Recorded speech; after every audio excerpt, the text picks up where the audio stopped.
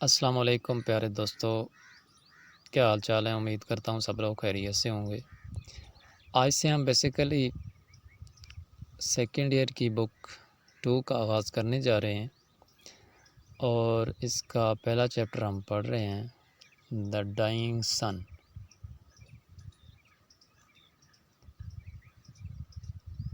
دا dining سن آج ہم اس کو پڑھ رہے ہیں۔ یہ پہلا چیپٹر ہے انگلش کی جو بک 2 ہے ماڈرن پروز اینڈ ہیروز میں سے اس کا پہلا چیپٹر ہے، اور یہ اس کے جو رائٹر ہیں ان کا نام ہے سر جیمز جینز۔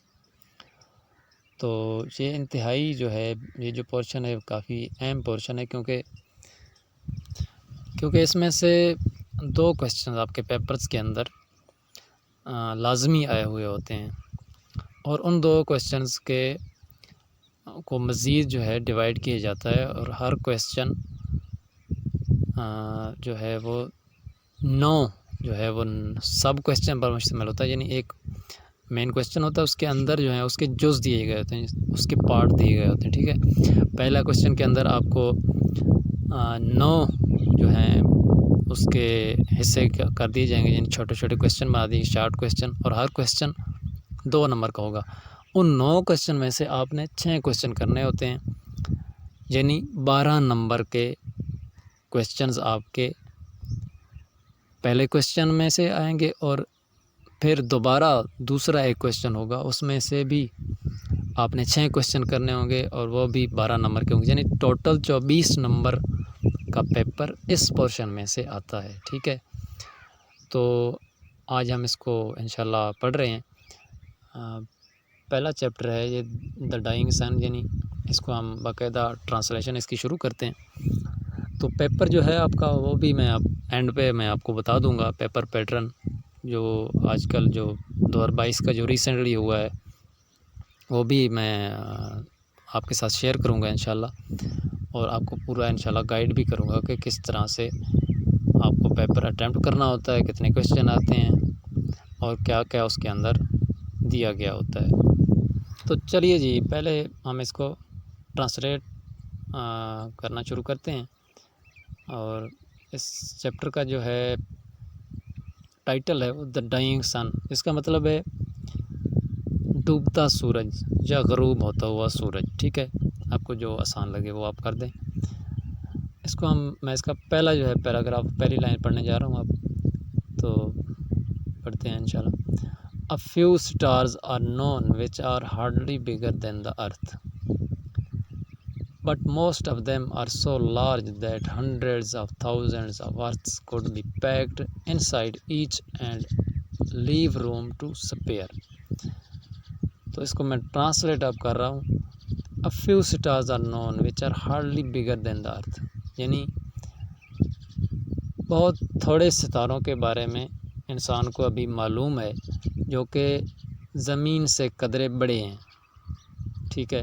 زمین سے جن کا حجم تھوڑا سا بڑا ہے ان کے بارے میں بہت تھوڑی تعداد ان کی ہے جن کے بارے میں انسان کو معلوم ہے۔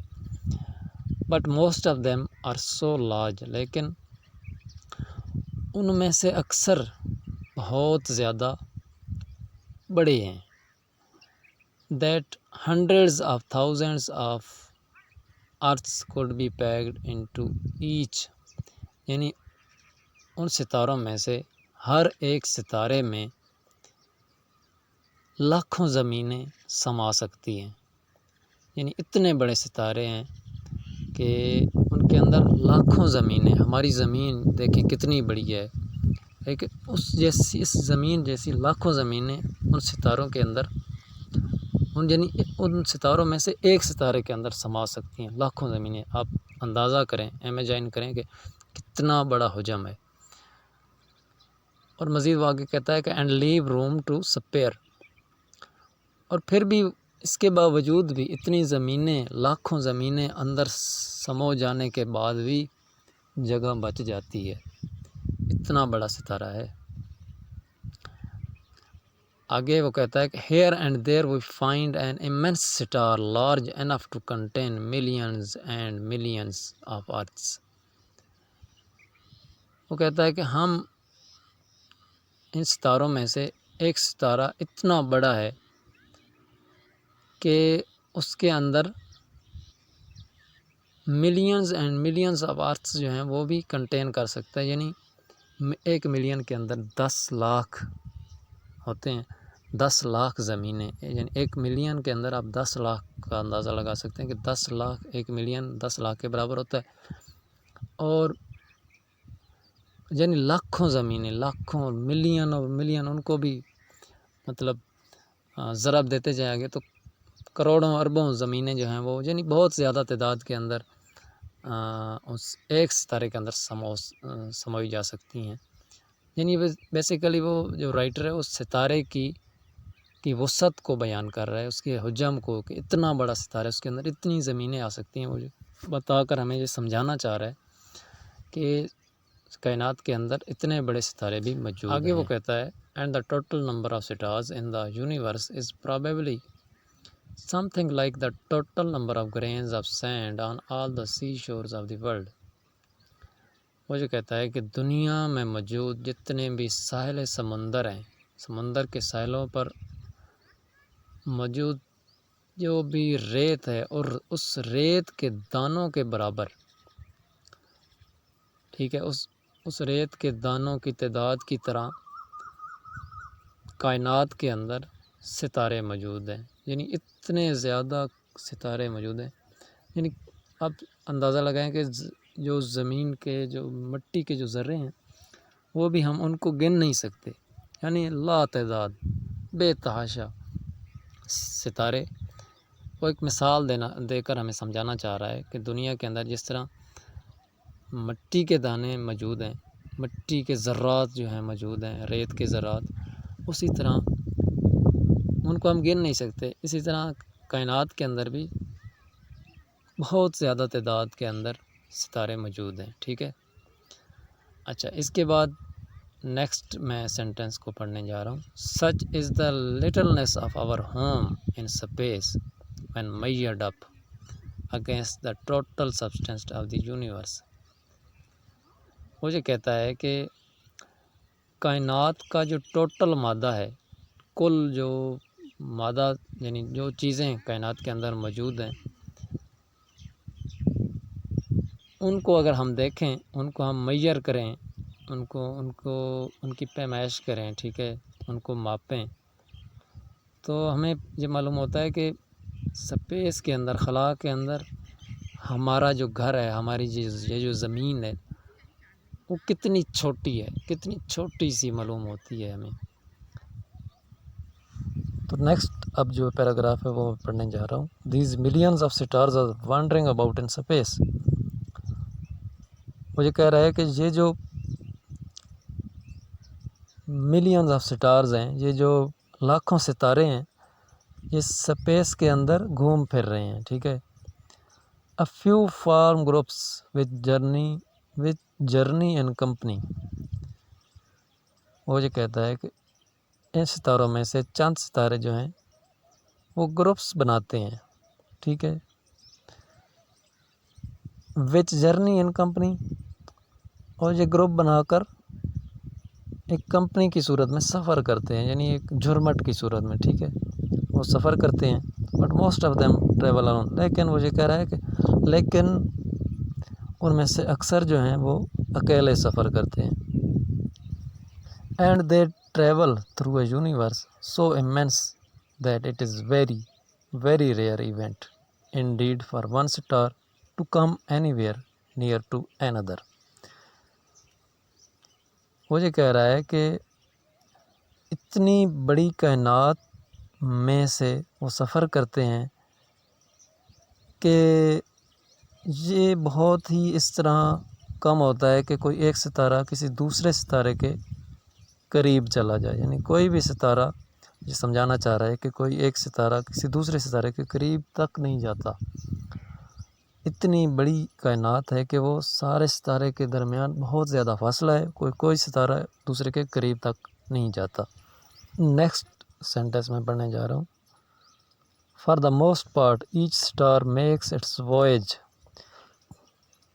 in complete loneliness like a ship on an empty ocean. وہ یہ کہہ رہا ہے کہ for the most part each star makes its voyage in complete loneliness, یعنی مکمل تنہائی کے اندر کوئی ایک ستارہ جو ہے وہ یہ کہہ رہا ہے کہ فار دا موسٹ پارٹ یعنی زیادہ تر ایک ستارہ مکمل تنہائی میں اپنا سفر کرتا ہے. ٹھیک ہے، یعنی تنہائی رہتا ہے، کوئی اس کے قریب تر کوئی دوسرا ستارہ نہیں جاتا، وہ اکیلا سفر کرتا ہے. ٹھیک ہے. Like a ship on an empty ocean, مثال دے رہا ہے، آگے کہہ رہا ہے کہ لائک جیسے ایک جہاز کسی خالی سمندر میں تیر رہا ہو. ٹھیک ہے، اسی طرح ایک ستارہ بالکل تنہا اپنا سفر مکمل کرتا ہے. نیکسٹ سینٹنس میں وہ یہ کہہ رہا ہے in a scale model in which the stars are ships the average ship will be well over a million miles from its nearest neighbour. وہ یہ کہہ رہا ہے کہ ان اے اسکیل ماڈل، کچھ اسکیل ماڈل ہم بنائیں جس کے اندر ستارے جو ہیں وہ جہاز ہم ان کو تصور کر لیں. ٹھیک ہے، ستارے جہاز ہوں، اور پھر کیا ہوگا the average ship will be well over a million miles from its nearest neighbour. تو ہم یہ دیکھیں گے کہ اوسطاً جو ایک جہاز ہوگا وہ دوسرے جہاز جو اس کا قریب ترین یعنی ہوگا اپنے قریب ترین پڑوسی سے لاکھوں میل دور ہوگا. ٹھیک ہے، لاکھوں میل سے بھی زیادہ فاصلہ، اوور اے ملین مائلز، یعنی لاکھوں میلز سے بھی زیادہ کے فاصلے پر موجود ہوگا. یعنی اتنا زیادہ دو ستاروں کے درمیان کو لاکھوں میلوں کا فاصلہ ہے. ٹھیک ہے، یعنی وہ ایک دوسرے سے اتنا دور ہیں. اچھا جی، نیکسٹ وہ یہ کہہ رہا ہے from this it is easy to understand why a star seldom finds another anywhere near it. ٹھیک ہے،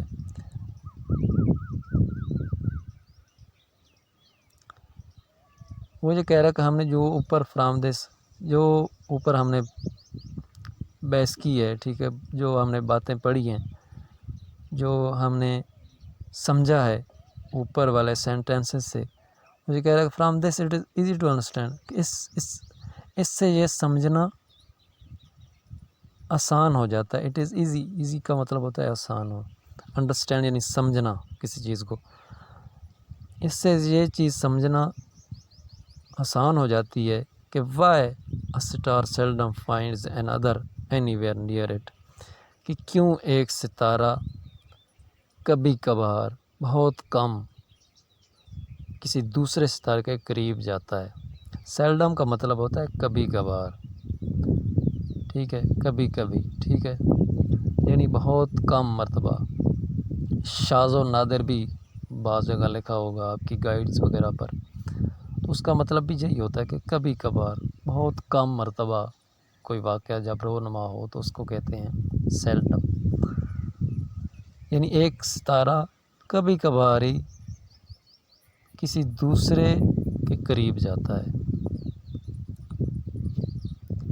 تو یہ ہم نے آج دو جو ہیں وہ پیراگراف کو ریڈ آؤٹ کیا، اور پھر اس کی ٹرانسلیشن بھی میں نے آپ کو بتا دی ہے، اور ٹرانسلیشن بھی میں نے آپ کو بڑی ایکسپلینیشن کے ساتھ بتائی ہے، پورا ایک کنسیپٹ سمجھایا ہے. ٹھیک ہے، تو اس کو آپ خود بھی پڑھیں، اپنی بکس پہ بھی پڑھیں. ٹھیک ہے، اور ویڈیو کو بھی دیکھیں جہاں کہیں آپ کو سمجھ نہیں آ رہی ہے، کسی سینٹنس کی سمجھ نہیں آ رہی ہے، کسی سینٹنس میں کسی لفظ کے ترجمے پہ آپ کو سمجھ نہیں آ رہی ہے، تو آپ آسانی کے ساتھ اس ویڈیو کو دوبارہ سن کے اس چیز کو سمجھ سکتے ہیں. مزید یہ ہے کہ آپ ساتھ ساتھ پڑھتے رہیں. میں اگلی جو ویڈیو ہے اس کے اندر مزید جو باقی نیچے اس لیسن کا جو حصہ بچ گیا ہے اس کو بھی ٹرانسلیٹ کر کے انشاءاللہ اس کی ویڈیو جو ہے وہ اپنے چینل پر اپلوڈ کر دوں گا۔ آپ سے گزارش ہے کہ آپ ہمارا چینل سبسکرائب کر دیں اور بیل نوٹیفیکیشن ہے اس کو بھی آن کر دیں تاکہ آپ کو مزید جو نئی آنے والی ویڈیوز ہم روزانہ کی بیس پہ اپلوڈ کرتے ہیں وہ جلد از جلد آپ کو مل سکیں اور آسانی کے ساتھ آپ ان تک رسائی حاصل کر کے رہنمائی حاصل کر سکیں۔